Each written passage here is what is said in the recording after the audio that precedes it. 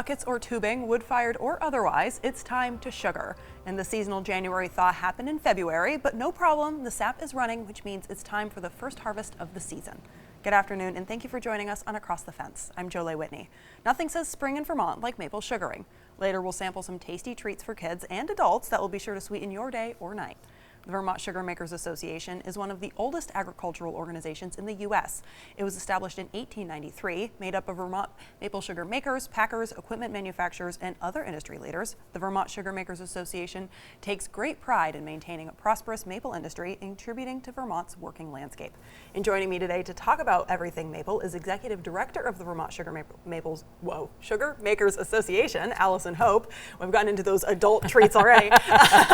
Welcome back. We're happy to have you. Thank you. Thanks for having me. It's nice to be here again. Absolutely. And right now it's about early March. So how's the season looking so far? So far, so good. I mean, the freeze-thaw cycle is what folks are looking for. We've had a little bit of that recently. Woke up and didn't see that outside my house this morning, but it's definitely going to come back. Sure. Yeah. So it's been pretty cold so far this year. Have people been able to get out and tap yet? They have. So most folks who are of any size should be tapped out at this point. It's an algebraic equation, so use your math, kids. For folks who have thousands or hundreds of thousands of taps, they really need to start in December to be tapped out by the time the sap starts running. And so it sounds like folks are in a good place right now. Usually tapped by town meeting day is the old adage, yeah. It rhymes, or starts with the same letter anyway. So it's kind of early, but do you think this is kind of a trend for the season? Do you think it'll stay pretty consistent like it has been? I think it'll be interesting. Every year it's different, and it really depends on where your sugar bush is. Are you in a valley? Are you on a hillside? What direction do you face? And what sort of Vermont microclimate you're in. So I could have a sugar bush 5 miles down the road from you, and my experience could be vastly different from yours. It really is fascinating what Mother Nature does with all these things, and what your ground cover looks like, how much water you have in your sugar bush. All those things matter. So there's no real average year, it seems like, these days. Yeah, absolutely. So now let's talk a little bit about what VSMA does for the maple producers you work with. It is an amazing array of benefits. I think we have a small but nimble staff, and we really work, we do think of ourselves as, I almost say, the Vermont public of associations, where you can be a member or not be a member. We of course prefer that you are a member, but we're out there every day trying to promote maple to consumers and also share the best information and research with sugar makers. So I think of it like an iceberg. There's an awful lot on the top of the iceberg, like Maple Open House Weekend or our conference, and there's an awful lot below the iceberg, like the letter that we wrote to the new Secretary of Agriculture, Rollins, or the advocacy work that we do at the State House or with our congressional delegation. So, and a lot in between. Sure. And so speaking of the stuff you do at the State House, how do you work with the Agency of Agriculture and also UVM Extension? So with the Agency of Agriculture, we had a great time just on Monday doing the governor's tree tapping out in Sutton. That was a wonderful event. And the governor and Secretary Tebbetts were there, along with some staff from the agency and Forest Parks and Rec. We're working with them this year on a USDA-funded project they have for a new consumer-facing website.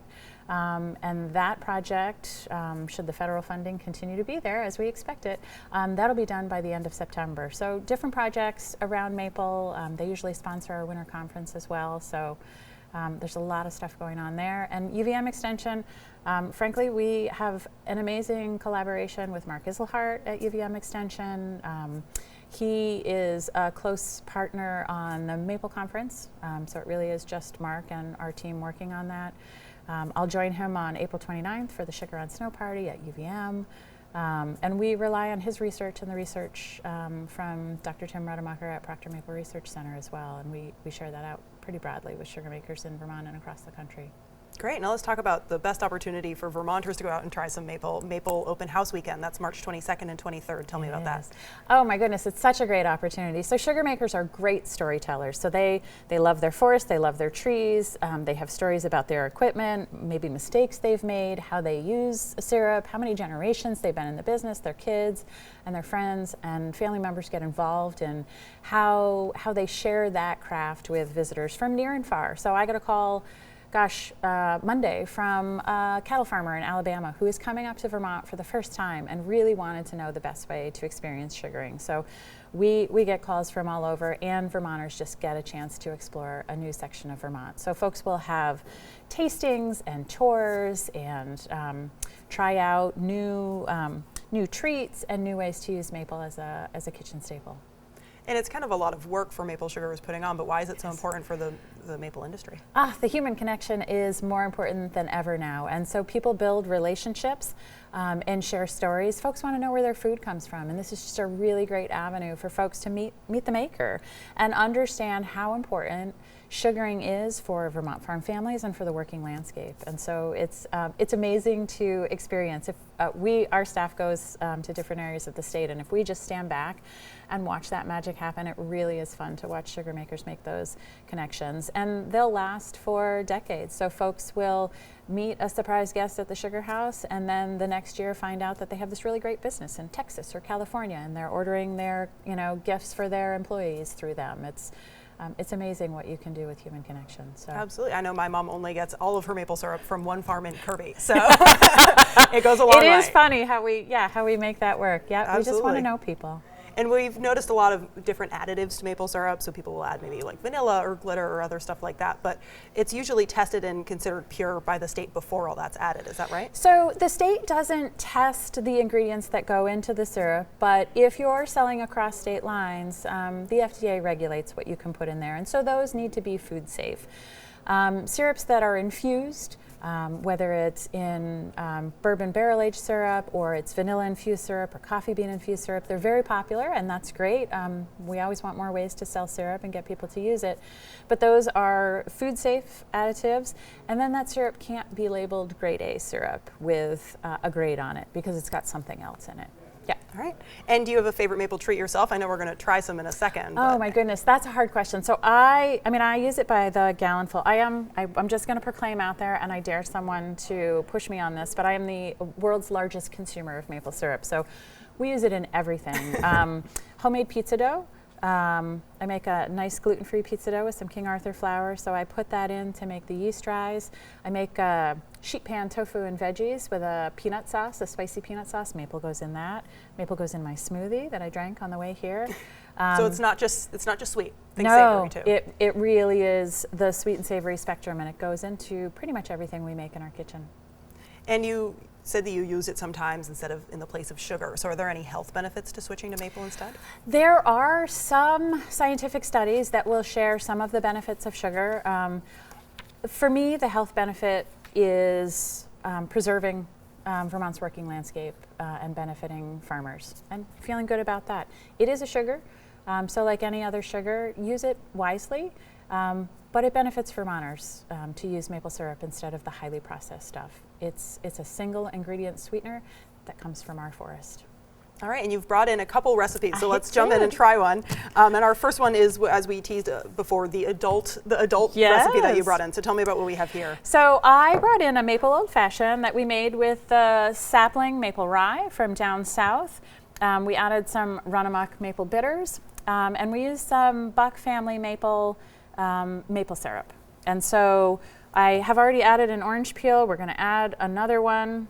Wash your oranges. The finishing touches. Wash your oranges, folks. You're going to just put that around the rim. There's some oils on the skin of that, and then you're going to squeeze it and put it right in there. All right. Well, I'm excited. All right. I'll wait and let you try yours too. All right, we'll do that. And these are nice jars. Where'd you find these? The branding is appropriate. These are reused glass maple cream jars from Vermont, from different producers. And this is a homemade stained glass stirring stick. Nice. So, cheers. Cheers. All Happy right. maple season. Right. This is really good. I know. Yeah, every lunch should include. This is incredible. Cheers to the maple season. Yeah, absolutely. Cheers to a fabulous maple season. I know, and we've had a cold winter, but I'm excited for things to warm up and everything to get moving. We all are. Okay. And now let's talk about something that maybe the whole family can enjoy. What do we have here? So I made some maple whoopie pies. Back when my son was playing t-ball and high school sports, every spring for me was whoopie pie season. So parents would rotate bringing treats for the kids. These are things you can also make for a maple open house or family brunch.